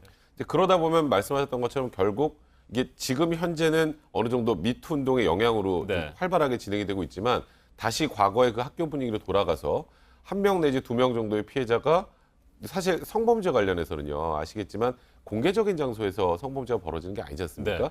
결국은 아이들의 진술에 의존할 수밖에 없는 상황인데 여기서 목소리를 내는 것을 두려워하고 아 이거 내가 오히려 목소리를 냈다가 내가 2차 피해자가 더 될 수 있다는 생각을 하게 되면 이건 세상에 드러내고 말하기 힘든 거예요. 이제 네. 그러니까 이게 학교의 과거 분위기로 계속 지속이 될 경우에는 이게 지금 잠깐 반짝하다가 다시 과거로 회귀할 수도 있어요. 근데 다만 여기서 하나 꼭 짚고 넘어가야 될 건 정말 억울한 교사들도 있습니다. 그러니까 이게 왜냐하면 제가 말씀드렸던 것처럼 외부적으로 보이지 않는 곳에서 이런 일들이 벌어지는데 전혀 아무 잘못도 하지 않았는데 예를 네. 들어서 어떤 한 학생이 A라는 선생님이 미워서 이런 얘기들을 할 가능성도 배제할 수 없는 거예요. 그러니까 이 부분은 뭐 억울해하는 교사를 무조건 색안경을 끼고 아니 저런 나쁜 짓을 하고 왜 저렇게 억울해하느냐라고 할 게 아니라 일단은 그건 동등하게 좀 바라보면서 진술의 신빙성 같은 걸 따져볼 필요 분명히 있는 것 같습니다. 네, 일부 교사들의 경우에는 혐의가 드러나서 검찰에 송치가 네. 되기도 했습니다. 그런데 실질적인 처벌로 이어지는 것도 쉽지가 않다면서요. 그러니까 이건 왜 지금 그렇습니까? 서울고등학교 교사 1명, 광주에 11명 정도가 지금 이제 기소가 됐는데요. 이게 일단 첫 번째 이제 신체적인 접촉이 있는 성추행 정도가 되면 형사처벌이 명확하게 됩니다만 언어적 성희롱은 사실 미성년자 같은 경우에 거의 아동 학대급으로 해서 처벌하는 조항이 있기는 한데 실질적으로 처벌이 잘 이루어지지가 않아요. 언어적 성희롱은. 네. 그리고 또 하나 이제 이런 일들이 벌어져서 언어적 성희롱을 했을 때는 형사처벌은 받지 못하더라도 학교에서 징계를 해야 되거든요. 근데 징계를 하는데 교육청에서 징계 권고를 하면 이제 국공립 같은 경우에는 그대로 진행이 되는데 사립학교 같은 경우에는 거부하면 그만이에요. 이제 그러다 보니까 이것도 국공립과 사립과 동등하게 해야 되는 그런 법안을 마련해야 되는 것이 아니냐 이런 얘기들이 나오고 있는 상황입니다. 네, 상하 관계가 더 뚜렷하고요. 남성 중심의 조직 문화가 있는 군부대 내 네. 성폭행, 뭐 성범죄 계속 이어지고 있습니다. 아주 심각한데 네. 어떻게 보십니까? 사실 뭐 국군의 날, 참 국군의 날에 이런 일이 있었다는 것도 굉장히 좀 참담한데요. 이제 후배 여군을 불러서 성추행을 했던 것도 있고 올해 이게 벌써 3번째인데요. 이게 지금 현재 전체 군인에서 여군의 수가 어느 정도인지 아십니까? 5.5% 정도입니다. 이제 과거는 말 그대로 이제 금여의 영역이라고 한다면 지금은 여군에게도 굉장히 많이 문호가 열려 있는 상황이에요. 네. 그런데 여전히 남성 중심의 사고 그리고 수직적 상하 관계 때문에 이런 일들이 실제로 이번에 3건이라고 제가 말씀드렸습니다만 이게 과연 3건에 그친 것인지 아니면 나머지는 다 묻힌 것인지 그에 대해서 저는 후자 쪽의 가능성이 높지 않을까라는 개인적인 우려도 좀 듭니다. 네, 군부대 내에서 이와 같은 성범죄가 발생했을 경우에 뭐 조사, 처벌까지 다 군대 안에서 이루어지기 때문에 뭐 실질적인 처벌이 어렵다 이런 지적도 나오고 있고요. 어떤 보완책이 필요하다고 보십니까? 사실 이거는 외부에서 들여다보는 수밖에 없어요. 네. 지금 말씀하셨던 것처럼 성범죄가 벌어졌어요. 근데 이제 군제 조직의 특수성상 피해자의 신원이 금방 노출이 됩니다. 노출이 돼요. 그럼 거기서 내부에 이제 2차 피해가 하나 있을 거예요. 근데 수사를 하는 사람들은 그 군부대 소속의 군 검찰이에요. 그럼 높은 사람이 만약에 성범죄를 저질렀다 가정을 해보죠. 그럼 그 높은 사람을 비호하는 세력도 있고, 네. 그리고 이 군 검찰에서도 수사에 소극적일 수밖에 없어요. 이제 그러니까 피해자는 있는데 가해자가 없는 범죄가 만들어지는 거예요. 그래서 이제 외부적으로 이 부분을 수사할 수 있는 시스템을 만들든지 들여다볼 수 있는 걸 만들지 않고 지금 시스템을 유지하면서 우리 양성평등위원회 만들었습니다. 이런 것만 가지고는 안 돼요. 얼마 전에 이런 일이 있었습니다. 한 여군이 이제 육아휴직을 마치고 돌아왔어요. 근데 그 안에 있었던 그 장교가 여자 화장실을 못 쓰게 하는 거예요. 네. 실제로 있었던 일입니다. 실제로 못 쓰게 하고 그래서 민원인 화장실까지 가려면 100m 이상을 걸어가서 이제 화장실 용변을 봐야 됐었어요. 그걸 양성평등위원회 이제 바로 위 상급기관에 전화를 했더니 성범죄, 성문제에 관련한 게 아니면 상담이 어렵다라고 답을 했다고 합니다. 그럴 정도로 아직까지 내부적으로 여성의 성의식에 대해서 인식이 좀 부족한 건 사실이에요. 그러니까 외부 전문가의 도움을 받는 것을 이제 이 부분과 관련해서는 군대도 꺼리면 안 될 것 같다라는 생각이 듭니다. 네, 여전히 갈 길이 많다는 생각, 멀다는 생각 다시 한번 하게 됩니다. 백성문 변호사님 말씀 잘 들었습니다. 중학생이 초등학생에게 흉기를 휘둘렀습니다. 그런데 이 가해 중학생이 죄를 지어도 형사처벌할 수 없는 만 14세 미만 형사 미성년자입니다. 형사처벌이 면제되는 연령을 낮추라는 목소리가 이번에도 또 나왔지만 처벌만이 능사가 아니라는 반론도 만만치 않습니다. 정진명 기자가 보도합니다. 그제 오후 5시 10분쯤 충북 제천시의 한 마을에서 13살 중학생이 이웃집 10살 초등학생에게 흉기를 휘둘렀습니다. 같이 놀던 중 자신의 부모 욕을 했다는 이유였습니다. 앞에서 가가 우는 소리가 나가지고서 올라갔더니 119 타고 가더라고요. 지난달 전북 전주에서는 13살 중학생 A양이 동급생 3명으로부터 성폭행과 성추행을 당했다고 학교에 신고했습니다. 가해 학생들은 혐의를 부인하는 것으로 전해졌습니다. 하지만 학교 측은 이들 중 2명에게 전학과 특수교육 처분을 내렸습니다. 두 사건 모두 가해자가 14살 미만이어서 혐의가 입증되더라도 형사처벌이 아닌 보호처분을 내려야 합니다. 청와대 국민청원 게시판에는 형법상 미성년자 연령을 낮춰야 한다는 글이 다시 올라오고 있습니다. 실제 미성년자 연령을 13살로 낮추는 법 개정도 추진 중입니다. 하지만 처벌 자체가 면제되는 것은 아니라는 지적도 있습니다. 형사처벌이 안 된다는 얘기지 소년부라든가 이런 데 송치가 다 돼가지고 특히 미성년자들은 보호와 계도에 초점을 맞춰야 한다는 목소리도 작지 않아 논란은 계속될 전망입니다. JTBC 정진명입니다.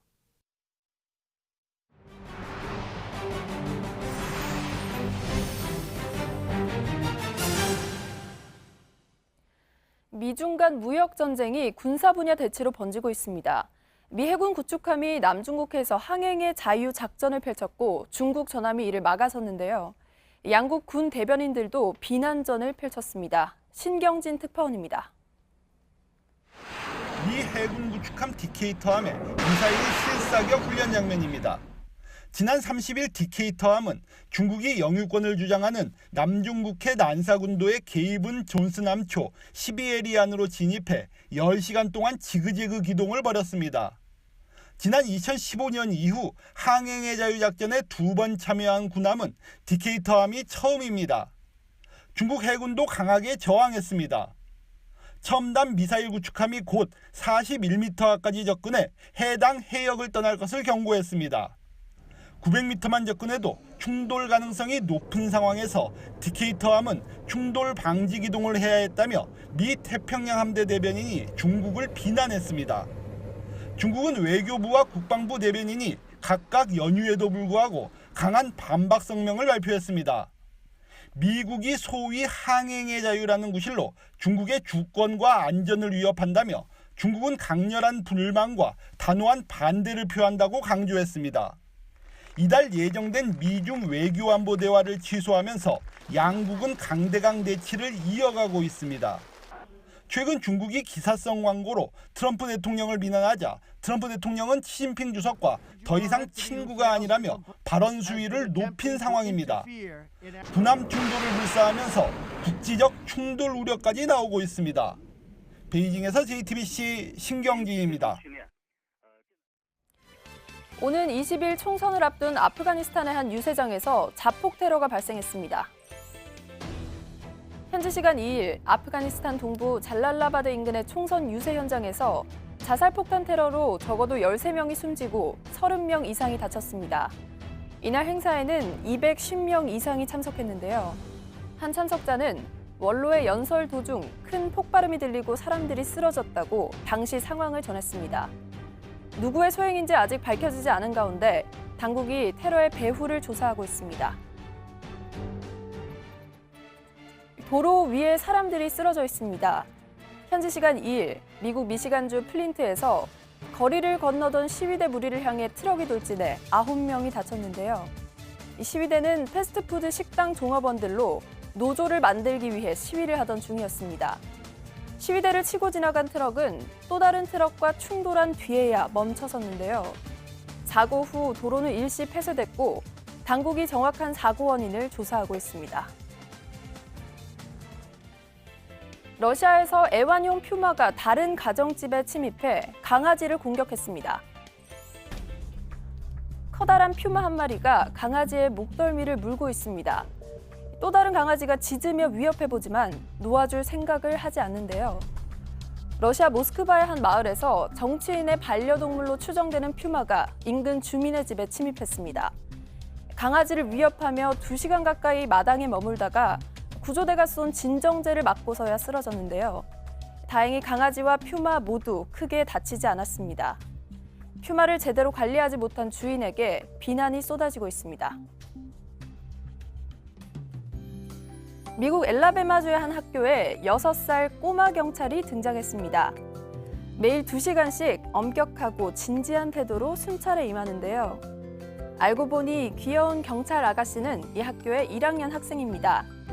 선천적으로 땀샘이 없이 태어나 평소 밖에 나가 놀지 못했는데요. 사연을 접한 학교 담당 경찰관이 아이를 임시 제자로 들이고 제복까지 마련해줬습니다.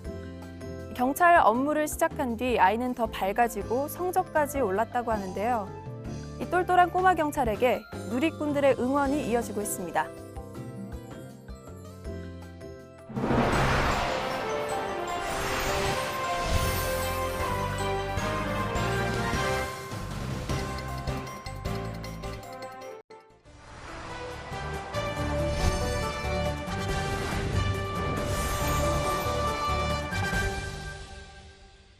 추석이 지난 뒤 계절은 가을의 한가운데로 성큼 들어갔습니다. 강원도에서는 첫 단풍 소식도 전해졌습니다. 그런데 심상치 않은 태풍이 한반도를 향해 올라오고 있습니다. 이번 주말 제25호 태풍 콩네이가 우리나라에 타격을 입힐 가능성이 커지고 있습니다. 기상청에 따르면 태풍 콩네이는 현재 일본 오키나와 남동쪽 약 800km 부근 해상에서 북서진 중입니다. 이재승 기자와 자세하게 살펴보겠습니다.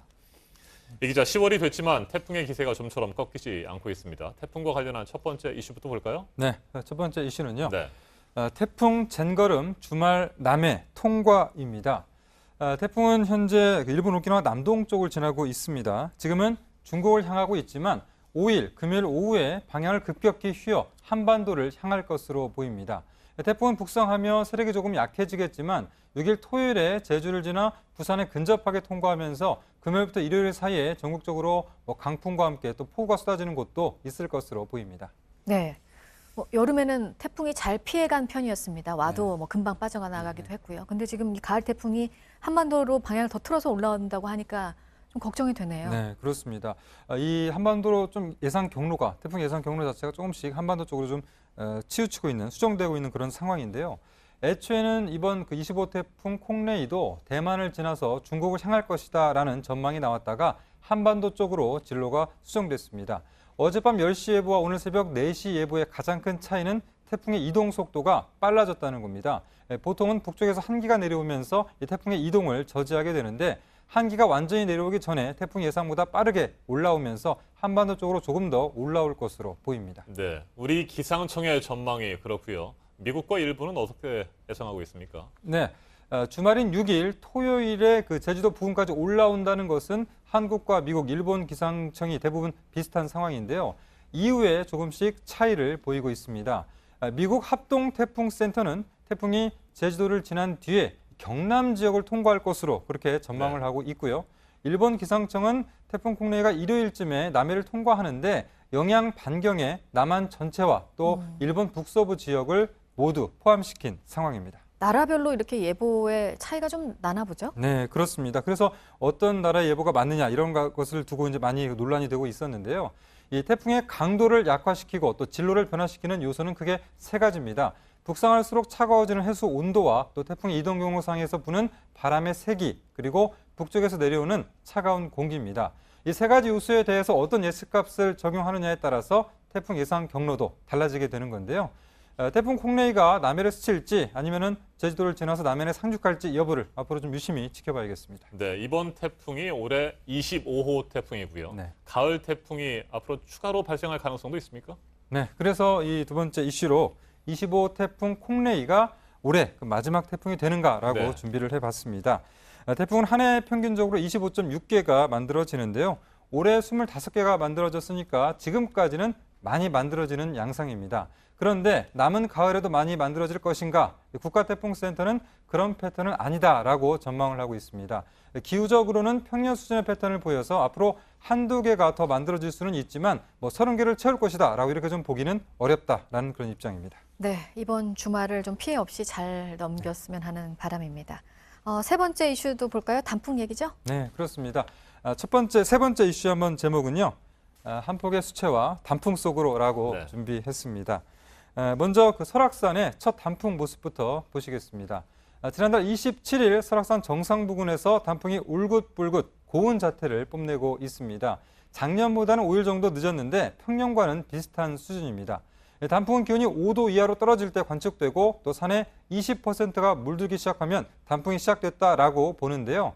설악산에 이어서 10월 1일에는 오대산에서도 첫 단풍이 관측이 됐고 북한산 같은 경우는 오는 15일쯤에 첫 단풍이 시작될 것으로 보입니다. 네, 이번 태풍이 피해 없이 잘 지나가고요. 단풍 구경을 가면 좋을 것 같은데 올해 단풍은 언제가 결정이 됩니까? 네, 그 단풍의 절정 시기는 그 산의 80% 이상이 물들었을 때인데요. 대략 10월 중순과 하순쯤으로 예상하고 있습니다. 설악산이 빨리 단풍이 드는 만큼 따뜻한 남쪽으로 갈수록 단풍 시기는 더 늦어지게 되는데요. 다만 단풍은 위도뿐만 아니라 해발 고도와 기온 등 복합적인 영향을 받습니다. 그래서 유도상으로는 한라산이 최남단이지만 해발 고도가 한라산이 높다 보니까 보통은 내장산 등 호남 지역에서 가장 늦게 단풍을 만날 수 있습니다. 네, 주말에 전국적으로 지금 영향을 미칠 것으로 예상되고 있는 태풍 얘기를 중심으로 좀 얘기 나눠봤습니다. 이재승 기자였습니다.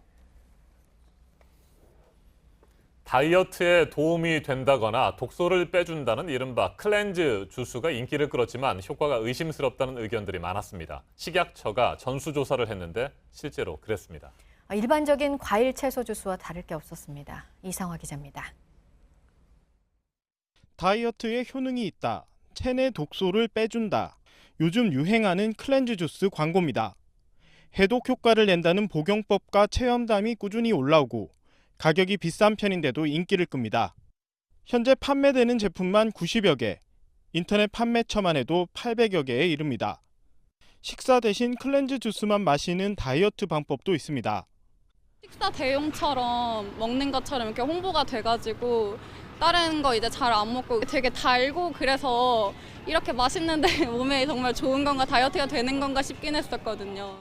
하지만 실제 효능은 광고와는 딴판이었습니다. 식약처가 온라인에서 판매되는 94개 제품을 전수조사한 결과 단 한 제품에서도 다이어트나 독성 제거 효과가 확인되지 않았습니다. 성분이나 효능은 일반 과일 채소 주스와 차이가 전혀 없었습니다. 이런 제품을 다이어트 식품이라고 알리거나 당뇨병이나 심장병을 예방한다고 설명하는 건 모두 허위 과장 광고로 불법입니다. 이런 주스를 식사 대용으로 섭취하면 영양 결핍이나 혈당 상승을 불러 오히려 건강을 해칠 수도 있습니다.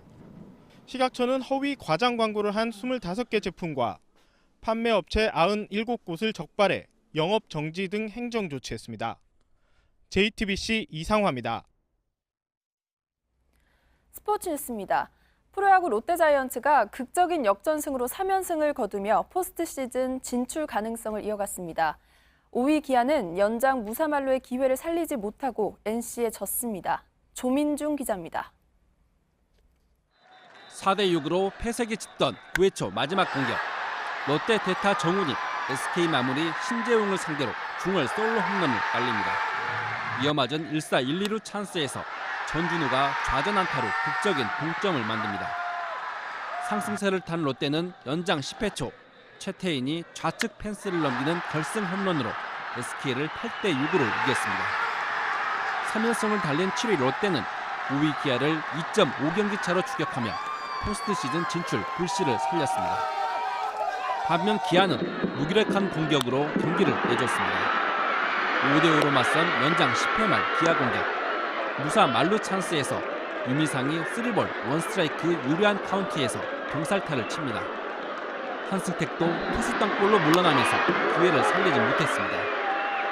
반격에 나선 NC는 권희동의 안타에 이어 이원재의 희생플라이로 결승점을 올리며 승리했습니다. NC는 이날 패배한 KT를 12로 밀어내고 8골찌에도 성공했습니다. LG는 KT를 10대6으로 제압하고 3연패에서 벗어났습니다. JTBC 조민주입니다. 한국 여자 배구 대표팀이 어제 일본 고베에서 열린 2018 세계 여자 배구 선수권 대회 C조 조별리그 3차전에서 미국의 세트스코어 1대3으로 졌습니다. 태국, 아제르바이잔, 미국에 내리 3연패를 한 한국은 승점 1점에 그쳐 C조 5위에 머물렀습니다. 오늘 러시아에 지면 조 4위까지 주어지는 16강 출전 티켓을 확보하기 어려울 것으로 보입니다. 사격 이대명 선수가 경찰청장기 전국 사격대회 첫날 개인전 1위를 차지했습니다. 어제 경남 창원국제사격장에서 열린 제27회 경찰청장기 전국 사격대회 50m 남자 권총 개인전에서 573점을 명중했습니다. 사격 황제 진종우는 554점으로 개인전 7위에 그쳤습니다. 대신 진종우는 단체전에서 이대명의 경기도청을 따돌리고 금메달을 땄습니다.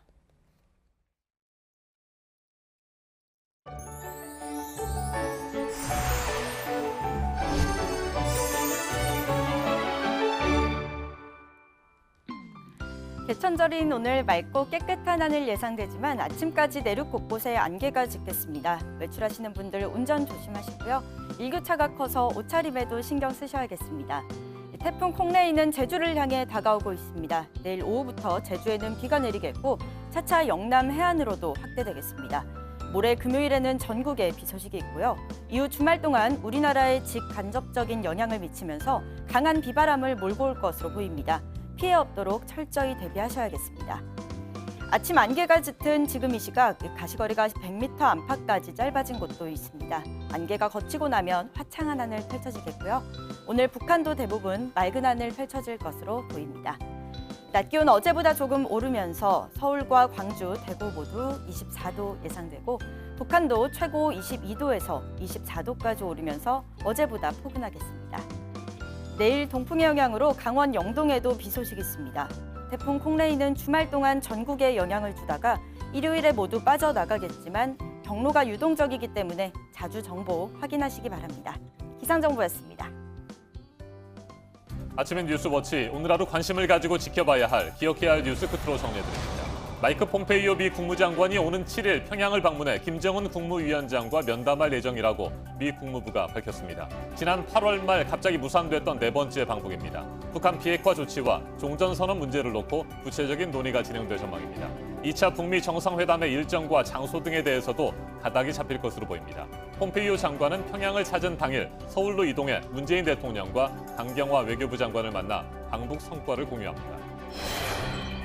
가을 태풍 콩레이가 당초 예상보다 한반도 쪽으로 더 접근해서 올라올 것으로 예상이 되고 있습니다. 내일부터 제주도에는 비가 내리고 주말 동안 전국적으로 태풍의 영향을 받을 것으로 보입니다.